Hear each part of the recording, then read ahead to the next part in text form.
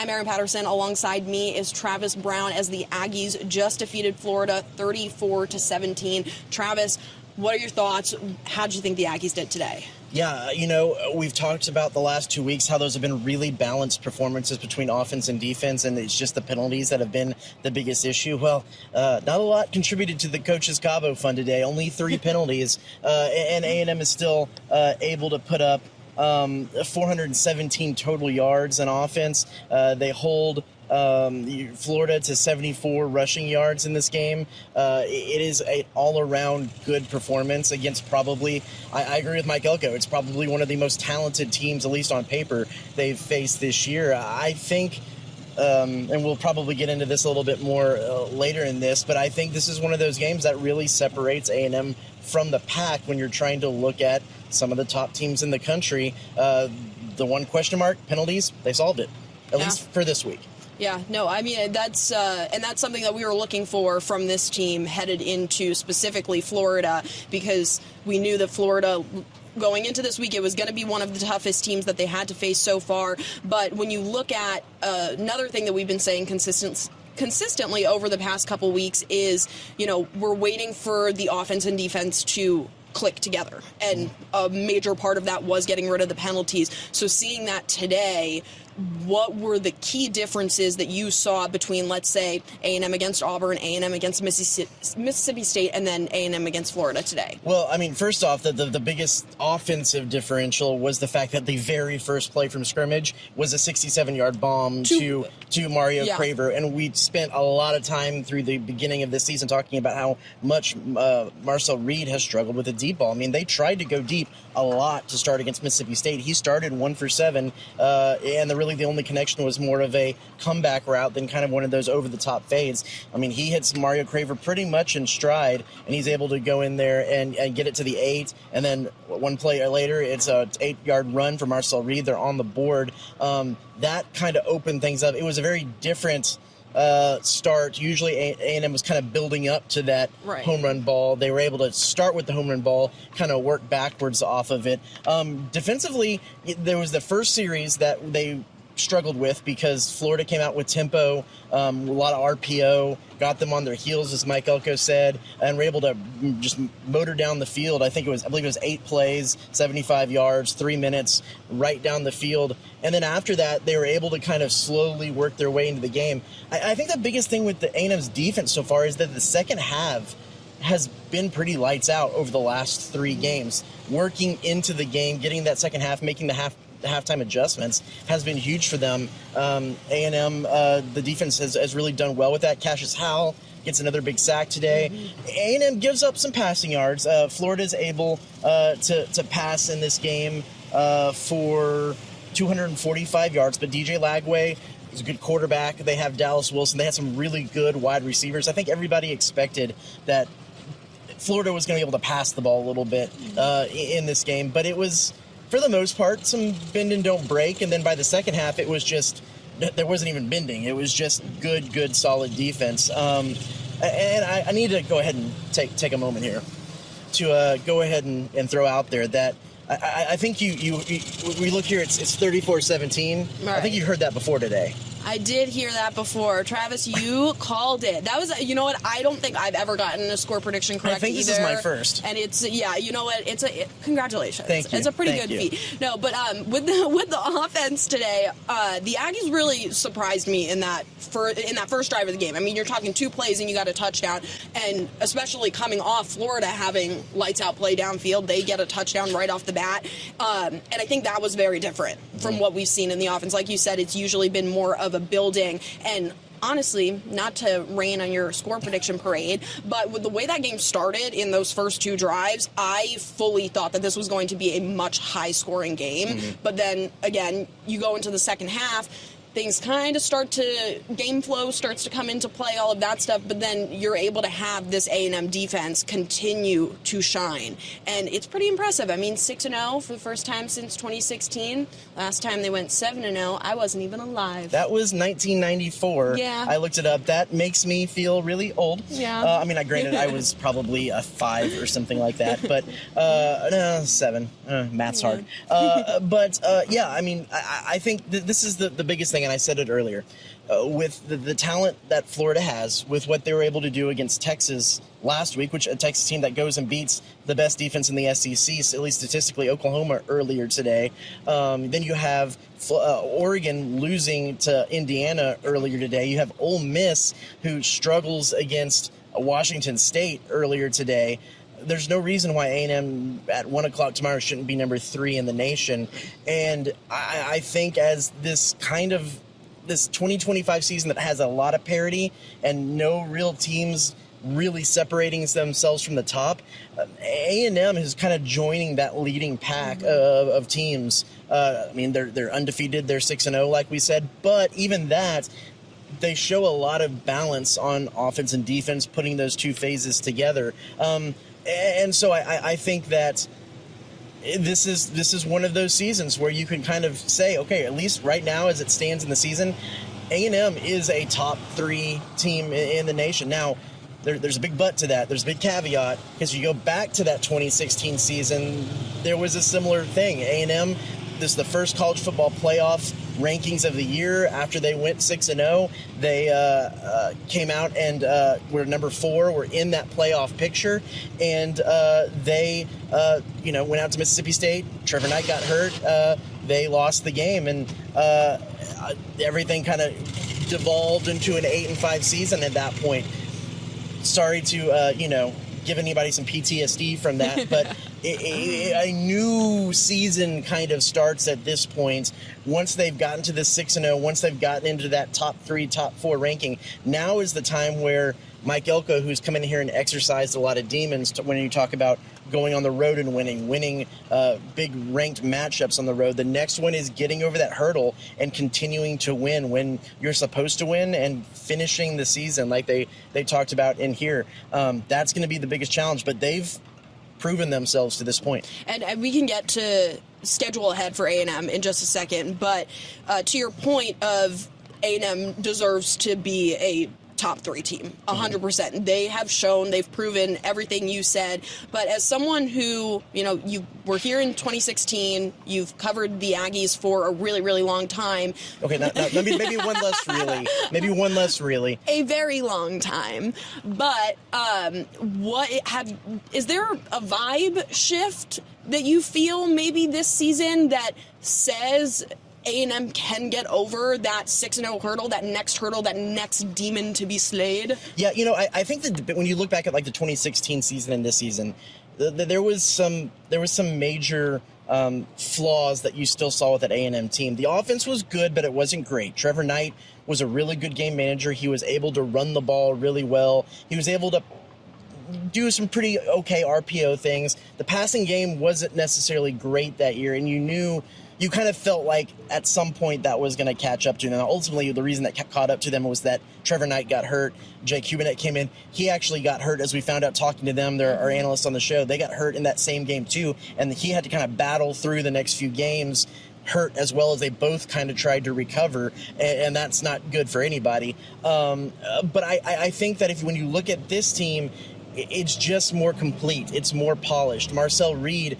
can throw the ball and pretty much anywhere that you need him to on the field, and he proved that at times. Yeah, he can connect on that deep pass as well. They have a large stable of running backs that even when Le'Veon Moss goes down, like he did today, was out the entire second half, and Mike Elko said they don't have any update on that, that Reuben Owens can step up, even in the crunch time. E.J. Smith, which, caveat, cool little symmetry. He was the one who closed out the game in the Swamp last year. He closed out the game here at Kyle Field. Of course, his dad, Emmett Smith, played for the Gators. Cool little moment for him and the family. But they have that. They have a really deep tight end group. They have they run-stopping defense. They have a good pass rush. They have a pretty quality defensive secondary. Really the only thing that you can point to is penalties, and that set the offense back. And at times, tempo on the with opposing offenses can get A&M back on their heels a little bit. You saw that a little bit with Mississippi State. You saw it a little bit with UTSA. You saw it a little bit early with Florida tonight. Other than that, there's not a lot of holes so far with this team. Now, it's a long season. It's SEC is crazy. Things can pop up week to week that you just didn't see before. Really and truly, and it's funny, the only drawback I see to this team right now is a little bit on special teams, and special teams were so good to start the season. Randy Bond has not been super consistent so far. He missed one from 43 tonight, was able to hit 2 more later to help kind of seal the game. And then the return game is a little hit or miss, not like it was early in the season. So that special teams game, maybe if there's a reason that something cost them later on, that could be something to point at. But all that being said, this is a well-rounded team that has few holes in it, and I think that that's a difference from 2016. Right, and then obviously now let's take a look ahead. A&M had a tough schedule of home games back to back to back, and now they're going on the road. Headed into the season, probably looked at their schedule thinking, okay, Notre Dame was going to be a tough road game, LSU, of course, and that one's coming up. But what do you think the Aggies should do headed into this road matchup? They're not going to see Kyle Field for, 3 weeks? 4 weeks, because there's a bye week There's in the a middle. bye week in the middle. Mm-hmm. So they're, a month. They're not going to be here. They're not going to have the energy of Kyle Field or the Aggie fans. What do you think that they need to do going on the road? Yeah, well, first off, I think, like I've said before, I think they like to kind of take that villain mentality, like feed off the negative energy a little bit. It's their villain or story. It is their villain origin story. I think there is a little bit of that going on, but I think it builds nicely for A&M. You have Arkansas, who already fired their head coach. You have Bobby Petrino, the interim offensive coordinator, turned interim head coach in there right now. But here's the thing. And I know it could be different at home and home, because when the Razorbacks came here in 2020, it wasn't really a close game. But all of those games that were played in AT&T Stadium, crazy things just happened. No matter what the records were, no matter what the rankings were, it always seemed to be a close game. It is a rivalry game. Both those teams, enjoy playing against each other. So crazy things can happen, and it will be interesting to see how that plays out in Fayetteville. That's a first step. LSU, one of the best defenses in the country. Offense, a little iffy there. That's going to be the next step. I actually think maybe the toughest game still left on the schedule, we'll kind of carve Texas out as a side, because that's like its own thing, is Missouri. Really good offense. They run the ball really well. They just fell short against Alabama today. Yep. I think Missouri is going to be one of the toughest road tests they have this year, but it is a nice kind of gentle build up to that. So that's kind of what what A&M needs to focus in on, is using each one of those to kind of build up to the Missouri game, and then ultimately to that Texas game at the end of the season. Right. The Texas one, like you said, it's a whole beast of itself, so that one's going to be a fun one to get to be at. But anything else you saw today that we haven't touched on yet? Yeah, another great game from Torian York. I think we have to mention, when we're talking about the penalties, they kind of had, not only is the Coach's Cabo Fund, which is, of course, they paying up golf carts if they have a penalty, but Torian York kind of made a little side bet, a little side thing with Mike Elko, that they had 4 or less penalties. He said, the garage is right over there that they park at. It's a long walk with your bags, Torian York said, after an SEC game. So they really would like a golf cart shuttle over there. I love that idea. And Torian York said after he left the press conference, he was hoping to walk out and have his chariot await him to take him over to his car in the garage over there. I think that I asked some really good questions today, and so therefore, and I got the score prediction right. I think I also should get a golf cart to my parking garage. What do you think? Well, I'll let Josh take care of that one. Okay. I don't front the budget, but however, if you do get a golf cart, just we'll see. Let me take a drive around. Okay. But okay, with that whole situation, I love that relationship with Torian York, the D-line, and Mike Elko, because I think we see a lot of the dynamics happening between the players. They talk about it all the time, how they're always there for each other, blah, blah, this, blah, blah, that, whatever. You ask the question about him, you gotta explain what the golf cart thing is now, right? And the first thing he said was, well, we talked to Mike Elko, and he listens to his players. And that, I don't know. And then we'll see if they get the golf carts. I think that'll be the biggest test. But I do like to see that type of relationship between coach and players. Yeah, and then two other things to look out. Casey Concepcion, the ESPN report he might have had a little bit of a hamstring thing. Right. He was in and out of the game. He continued to play a little bit, but at times seemed a little bit hobbled. And DJ Hicks went out a proportion of the game. Sometimes there's those things where the guys come back in and out, but then on the Wednesday availability report they pop up as questionable. Right. Certainly something to look out for, especially with Casey, because he's been so big. He did also on some of the plays that he went down on, just tackled routine play. You could tell he was a little slow getting up. And they subbed him out in the punt returns too. Terry Bussey ended up taking a lot of punt returns at the end of the game. So we'll have to see what he's going to be looking like for next week. But anything else you got, Travis? No. We'll close out with this because I know you're down here on the field. It's hard to hear, hard to see, hard to get the vibe. You were down here shooting. Just the overall vibe check of this game. Last week was a blackout. It was electric. What was the vibes like down here, not only from the stands, but what you're seeing from the players on the field? The players were really excited, and you could tell that it was a little different than Mississippi State last year, LOL, last game, because against this one, there was a lot more fire between the A&M players and the Florida players. I mean, after almost every single snap, they were immediately at each other. Whistle was blown. They were pushing each other into the sidelines, all of that stuff. I had not seen that from A&M yet, but I love seeing that from a team because they want to win. You know that this is a big game, and especially now headed into this slate of matchups that A&M is going to be going up against, where it's rivals and bigger games like that. I think that's going to play a factor into the grit that this team has. But the environment in Kyle Field is always so fun.